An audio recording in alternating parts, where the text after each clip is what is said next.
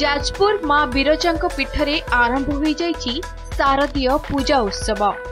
मां बिरजा महिषासुर को बद्ध करबा पई ब्रह्माकुंडरू जात होइतिबारु एही परंपरा रे प्रत्येक वर्ष पूजा विधि होइथाय।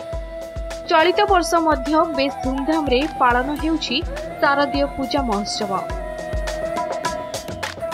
संध्यारे मंदिर गर्भगृहरु मुख्य पूजक पुरोधा आर्सा समिध छत्र तरास घंट वाद्य सहित एक शोभा यात्रा रे जाई ब्रह्माकुंड रे पहुंचीथिले।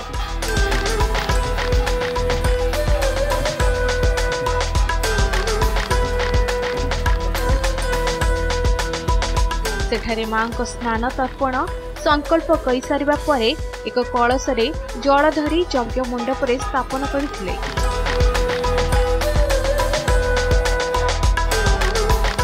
संध्या समय रे महास्नान सह अन्यान्य पूजा नीति होइछि।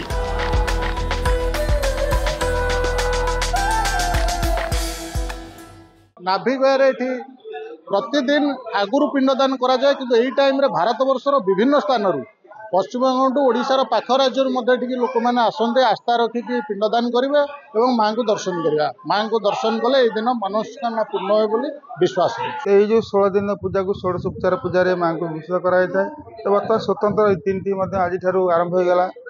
तो दिन बेला जो पालिया सेवा थे सी आज संध्या आलती पर प्राय दायित्व सरला। आज पूजक जी बर्तमान संकल्प कर ब्रह्माकुंड आसिले से आज बरुण 16 दिन मंदिर रहिले। तो ये पूजा पद्धति दशहरा पर्यंत चलो। दशहरा पर आम जमी पूर्व पूजा चलता सेमती परिवर्तन घटिव।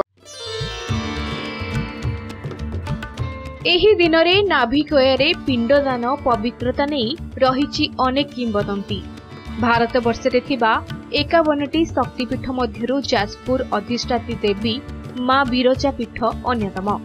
तेणु पितृपक्षरे पिंडदान पई एठारे विशेष भीड़ देखिबाकु मिले। चलित वर्ष मध्य शताधिक लोके पिंडदान करिसंती। शांति श्रृंखला सह पिंडदान करी मां को दर्शन करिबा पई समस्त प्रकार व्यवस्था करा जायथिबा कहिसंती अतिरिक्त उपजिल्लापाल।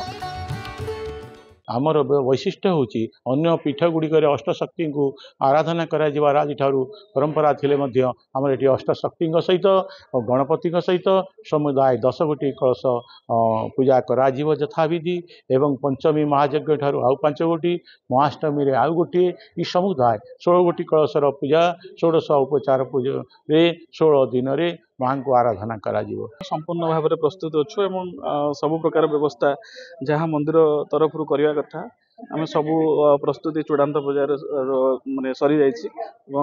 आम सुरखुर केमती माँ पूजा नीति कार्य सब संपूर्ण हो रथ यात्रा एवं दुर्गाष्टमी पूजा केमती संपूर्ण सुरखुर हो पार से आम पूरा जत्नवान अच्छु मंदिर प्रशासन तरफ।